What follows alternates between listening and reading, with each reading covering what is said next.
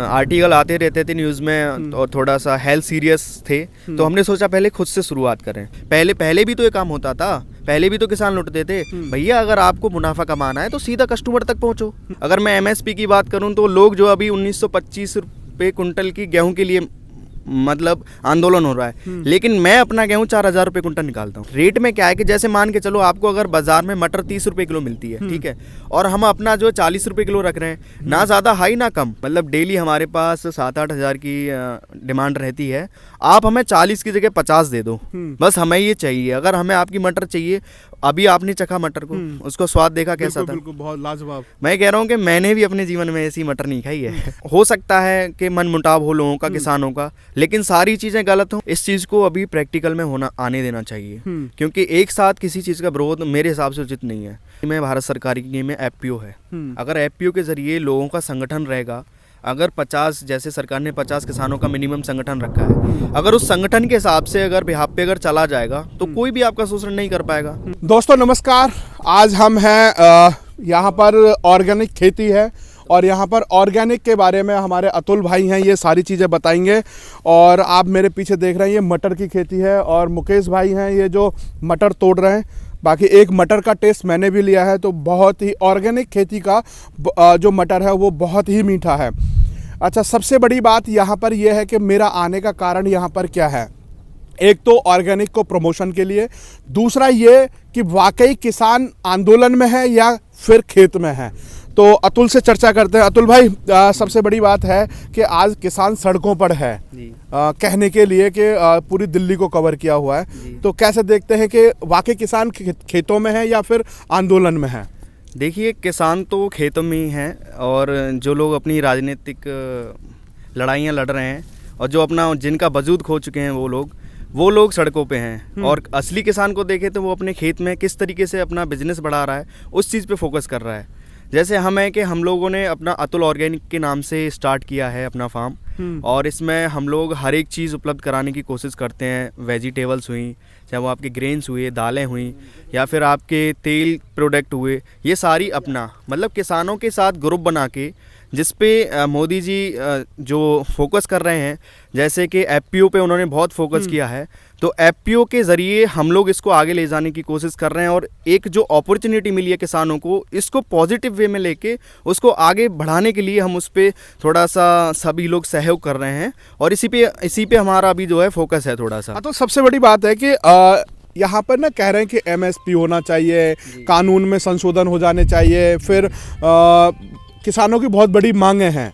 अगर हम किसानों की मांगों को देखते हुए अगर हम यहाँ पर देखें कि आप यहाँ पर निश्चिंत होकर के खेत में काम कर रहे हैं, इधर देखें तो बैंगन की खेती कर रखी है, बहुत सारी आपने जो कहते हैं ना कि जो चने की खेती है, वो चना देखने को नहीं मिलता है, वो हम यहाँ पर देख रहे हैं। चने की सब्जी भी खाते हैं, एक चना हम वो उबला हुआ या फिर भुना हुआ खाते हैं। तो यहाँ पर सारी चीज़ें करते हैं। तो कैसे कैसे बताएंगे कि जो आंदोलन से हट करके हम अपने किसानों को आत्मनिर्भर, जैसे मोदी जी कह रहे हैं कि हम दोगुनी आय करेंगे, तो कैसे आत्मनिर्भर हो सकते हैं? जी, देखिए कि जो लोग एमएसपी पे बात कर रहे हैं, अगर मैं एमएसपी की बात करूं तो लोग जो अभी 1925 रुपये कुंटल की गेहूं के लिए मतलब आंदोलन हो रहा है, लेकिन मैं अपना गेहूं 4000 रुपये कुंटल निकालता हूं। कैसे?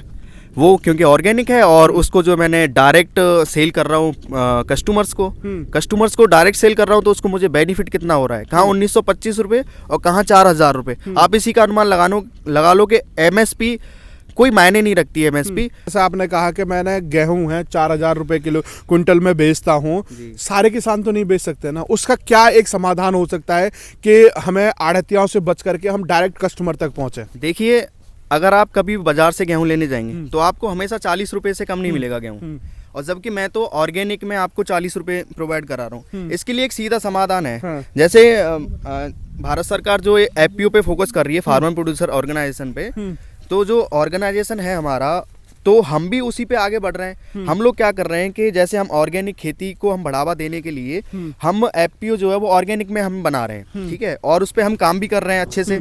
तो हम लोग क्या कर रहे हैं कि सीधे कस्टमर अपने बना रहे हैं। अगर कोई कस्टमर होता है तो उसको भी अगर आटा मिल रहा है तो वो लगभग 40 या 45 रुपए किलो के आसपास मिलेगा। अगर जो ऑर्गेनिक खाने वाला है, इनऑर्गेनिक तो 35-30 आपको मिल ही जाएगा, ठीक है। लेकिन आप अपना वैल्यू एडिशन करो, जैसे हम लोग वैल्यू एडिशन करते हैं गेहूं में जो आटा बनवाते हैं उसका, ठीक है।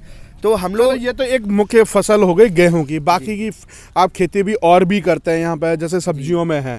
सब्जियों में आपके रेट्स क्या होते हैं, फिर कस्टमर्स आपको कैसे प्रायोरिटी देता है कि हमें आपकी सब्जी ही खानी है? क्योंकि ऑर्गेनिक खेती और जो हम आज के बाज़ार में जो सब्जियां खाते हैं वो खाद वाली है, थोड़ा डिफरेंस है। तो कैसे उसको डिफरेंस को क्लियर करेंगे? देखो, डिफरेंस तो ये है कि ऑर्गेनिक खेती जो किसान करता है उसका उत्पादन कम होता है, इसमें कोई दो राय नहीं है, ठीक है।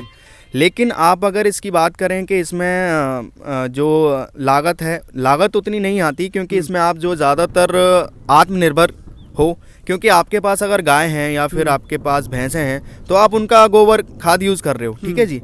अब उसका तो आप पूरा ये कर रहे हो। अगर हम रेट की बात करें, रेट में क्या है कि जैसे मान के चलो आपको अगर बाजार में मटर 30 रुपए किलो मिलती है, ठीक है, और हम अपना जो 40 रुपए किलो रख रहे हैं, ना ज़्यादा हाई ना कम, हम मतलब कोशिश करते हैं कि ऑर्गेनिक एक तो ज़्यादा हुआ ना हो किसी भी तरीके का, मतलब कोई ऐसा ना हो कि ऑर्गेनिक कोई खा ही ना पाए। जो ज़्यादा पैसा खर्च नहीं करना चाहते वो भी इस चीज़ को खा सकते हैं, क्योंकि रेट उतने हमने हाई रखे नहीं, ठीक है, ज़्यादा लो भी नहीं रखे हैं, ताकि हमारी फसल जो ये कोई ये ना कह सके ये ऑर्गेनिक है किस भाव पे। क्योंकि लोग क्या करते हैं, लोग ये देखते हैं भैया तुम्हारी और उस फसल में क्या अंतर है, 30 रुपए किलो तो हमें बाजार में भी मिल रही है, तुम भी 30 रुपए किलो।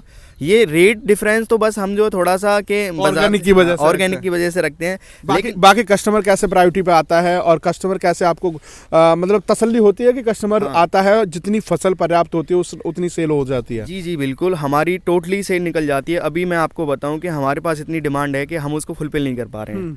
मतलब डेली हमारे पास 7-8 हज़ार की डिमांड रहती है, और आप ये लगा लो कि हमारे आधे से ज़्यादा प्रोडक्ट तो हमने जो है व्हाट्सअप एक शोरूम खोला है, तो उसके ज़रिए अतुल ऑर्गेनिक के, तो उस पे हमने आधी सी चीज़ें तो आउट ऑफ स्टॉक कर रखी हैं। अब ऐसा क्यों? क्योंकि हमारे पास उतना उत्पादन नहीं है, और इतने ज़्यादा कस्टमर्स हैं कि लोगों का हम जब फीडबैक लेते हैं तो वो ये कहते हैं भैया आप हमें 40 की जगह 50 दे दो, बस हमें ये चाहिए। अगर हमें आपकी मटर चाहिए, अभी आपने चखा मटर को, उसको स्वाद देखा कैसा था? बिल्कुल, बहुत लाजवाब। मैं कह रहा हूँ कि मैंने भी अपने जीवन में ऐसी मटर नहीं खाई है। अच्छा अतुल, एक बात बताओ, सबसे बड़ी बात है आप युवा हो और देश के जो किसान हैं या फिर आंदोलनकारी हैं, उनको कैसे समझा पाओगे कि एक छोटी सी बात में वो समझ के उस आंदोलन को ख़त्म कर सके, या फिर उस आंदोलन में आपको क्या समझ आ रहा है? देखिए, आंदोलन की अगर बात करें तो किसानों के वो खुद के मुद्दे हो सकते हैं, लेकिन सबसे ज़्यादा मेरे हिसाब से पॉलिटिकल मुद्दे हैं, क्योंकि उसमें जो है विपक्ष को कोई जरिया नहीं मिल रहा किसी भी तरीके का काम रखने के लिए, और सरकार कहीं कोई कोर कसर नहीं छोड़ रही है अपनी तरफ से। कुछ चीज़ों में हो सकता है कि मन मुटाव हो लोगों का, किसानों का, लेकिन सारी चीज़ें गलत हों बिल्कुल ही। अगर ये कह देना कि भैया इसको हटा दो, इसको ये कर दो, तो ये तो मैं सरासर गलत मानता हूँ। अगर किसानों को ये है कि अगर उन्हें कैसे अपना भैया अपनी तुम लागत घटा लो, तुम्हारा मतलब अगर लागत घटा दो, सेलिंग बढ़ा दो, सेलिंग बढ़ाने का कि डायरेक्ट कंज्यूमर तक पहुंचो आप लोग, ठीक है, उसके लिए आपको मेहनत करनी पड़ेगी। अगर आप चाहो कि हम जो है सीधे मंडी जाएं, मंडी में तो भैया कटोगे आप, जैसे पहले कटते आए हो ऐसे ही अब कटोगे, ठीक है। अब अच्छा, एक चीज़ और मैं जानना चाहूँगा, जैसे सरकार कह रही है कि अगर जैसे आपकी ऑर्गेनिक खेती है, अगर कोई प्राइवेट फर्म आती है यहाँ पे, जैसे आपने 10 बीघा 50 बीघा ज़मीन जो है आपने ऑर्गेनिक की हुई है, अगर आकर के आपके पूरे गाँव को ऑर्गेनिक खेती कराए और उसके बाद वो सारा प्रोडक्ट आपको कस्टमर को ना सेल करके वो अपने आप से स्वयं खरीदे, तो क्या वो एक निर्णय सरकार का वो गलत हो सकता है? नहीं, ये गलत बिल्कुल नहीं हो सकता। क्यों नहीं हो सकता, इसको मैं थोड़ा एक्सप्लेन कर दूं कि अगर कोई कंपनी आती है, जैसे मान के चलिए कि आपने कोई भी चीज़ है, जैसे मान के चलो आप टमाटर करते हो, ऑर्गेनिक में आपने टमाटर कर रखे हैं, आप मंडी जाइए, मंडी में आपका जो एक मतलब 25 किलो की जो एक ट्रे बोलते हैं, कैरेट जो होती है, वो लगभग आपको 250-300 रुपये से मिल जाएगी, ठीक है। वहाँ आपका कितना एवरेज आ रहा है? मुश्किल से 10 रुपये का, ठीक है। लेकिन जो कंपनी आएगी वो कंपनी आपको एश्योर करेगी, मतलब मान के चलिए अगर यहाँ उसने 20 किसानों से करवा लिया और वो उसका प्रोडक्ट बनाती है, अचार बनाती है, उसका पाउडर बनाती है, या फिर किसी अन्य चीज़ों में वो उसका उपयोग करती है, या जूस निकालती है उसका, वो भी ऑर्गेनिक। एक तो मेन चीज़ वो अपना मुनाफा तो लेगी, इसमें कोई दो राय नहीं है, ठीक है। लेकिन किसान किसान अगर वहाँ 15 या 20 रुपए में उससे तय कर लेता है भैया मेरा इतना रुपए किलो जाएगा और मैं इससे कम नहीं भेजूंगा, अभी तो रुको, अभी 10 दिन बाद देखना मंडी के रेट जो है टमाटर जो है वो 150 रुपए के रेट आ जाएगा, 100 रुपए के रेट आ जाएगा, मतलब 25 किलो टमाटर जो है वो 100-150 के और आसपास सस्ता हो जाएगा। जी। अगर आपको कोई कंपनी आके एश्योर करती है कि आपका भैया हम 15 रुपए किलो ले लेते हैं, कम से कम 10 ही मान लीजिए आप, फिर भी कम से कम आपको 150-100 रुपए का तो वो घाटा जो झेलोगे आप वो तो नहीं झेल सकेंगे ना। और आपको एक एश्योरेंस मिल जाएगा भैया हमारे टमाटर खराब नहीं होंगे ना फेंकेंगे। लोगों को और धरती माँ को और इस पर्यावरण को एक शुद्धता प्राप्त होगी। बिल्कुल। अच्छा, एक चीज़ और मैं जानना चाहूँगा कि जैसे मौसम आप देख ही रहे हैं, बारिश हल्की हल्की हो रही है, हम और आप दोनों भीग रहे हैं, उस इधर हम खेत में भीग रहे हैं, उधर वो किसान आंदोलन कर रहे हैं, वो सरकार से बिलों को वापस कराने की जिद पर अड़े हुए हैं, वो वहाँ पर बैठे हैं। कैसे देखते हैं इस चीज़ को? एक किसान है वो श्रम करके जो कस्टमर तक पहुंचने की कोशिश कर रहा है, और एक किसान है वो सरकार से गुहार लगा रहा है कि इस बिल को वापस कर लिया जाए। देखिए, अगर उसकी बात है तो किसानों को थोड़ा सा इस चीज़ को अभी प्रैक्टिकल में होना आने देना चाहिए, क्योंकि एक साथ किसी चीज़ का विरोध मेरे हिसाब से उचित नहीं है। और जिस तरीके से उन्होंने प्राइवेटाइजेशन की तरफ बढ़े हैं कि कॉन्ट्रैक्ट फार्मिंग वगैरह, मेरे हिसाब से पॉजिटिव है, क्योंकि किसान तो वैसे भी मरा हुआ है। अगर उसको थोड़ा सा जैसे डूबते को तिनके का सहारा होता है, उस तरीके से अगर उसको सहारा मिल रहा है तो इसमें क्या गलत है? भैया खरीदने वाले बहुत लोग हैं, तुम खरीदो महंगा। तुम मतलब हमें ये बताओ किसान भाइयों से, मतलब मैं ये अनुरोध करना चाहूँगा, आप किस कस्टमर को अपना माल महंगा बेच रहे हैं? मतलब आप तो मंडी जाते हैं ना सीधा, आप मंडी में कटा के, आप तो अपने आप से कटा के आते हैं ना। अच्छा, कुछ किसानों का विरोध है कि अगर प्राइवेट आ जाएंगे तो मंडी खत्म हो जाएंगी, मंडी खत्म हो जाएंगी तो प्राइवेट प्लेयर्स हैं वो शोषण करना शुरू कर देंगे। क्या लगता है आपको कि जो अगर किसान के लिए ग्रुप बन जाए, प्राइवेट कंपनीज आ जाएं तो शोषण करेंगे वो? मेरे हिसाब से देखिए, एक प्रायोरिटी में भारत सरकार की में एफपीओ है।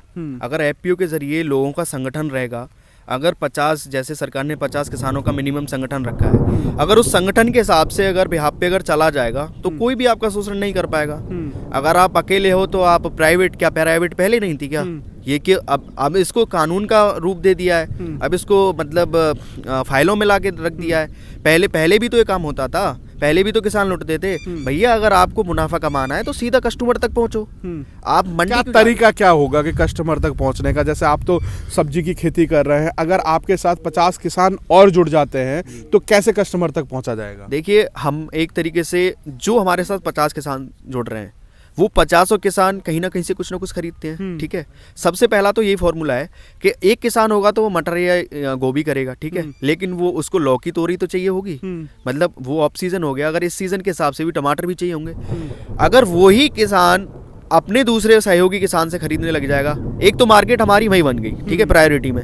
अगर हम उसी चीज़ को, जैसे हम लोगों ने 50 का ग्रुप बना रखा है, तो हम लोग क्या क्या करते हैं कि हमें 365 डेज का प्लानिंग करके चलना होगा, या हम कोई सोसाइटी पकड़ लेते हैं, हम सीधा मंडी में, वहाँ बहुत सारे ब्रोकर्स बैठे रहते हैं और जो बेचने वाले हैं, मानते हैं कि सभी लोगों के रोजगार हैं, लेकिन किसान तो अपना मुनाफा चाहता है ना। आप तो उसी मुनाफे को खत्म करना चाहते हो जो वो लोग ले रहे हैं, तो उसको सीधे आप जो है कस्टमर के, जैसे आप कोई सोसाइटी ले लीजिए, आप तो शहर भी आपके नज़दीक हैं चारों तरफ, जहाँ भी देखो स्मार्ट सिटीज़ वगैरह और सब जगह सारी फैसिलिटी है। अब तो गांव में भी, अब तो ऑनलाइन सबको फैसिलिटी चाहिए, आप उनको फैसिलिटी प्रोवाइड करवाइए। ऑनलाइन कितने दिन से आपकी ऑर्गेनिक खेती चल रही है जो और उससे पहले क्या स्थिति थी और क्या अभी आपने यहाँ पर ऑर्गेनिक करने के बाद क्या महसूस किया अभी? देखिए, अगर पर्सनल मेरा एक्सपीरियंस है तो मेरा पर्सनल एक्सपीरियंस ये है कि हमने 2017 से ऑर्गेनिक फार्मिंग स्टार्ट की।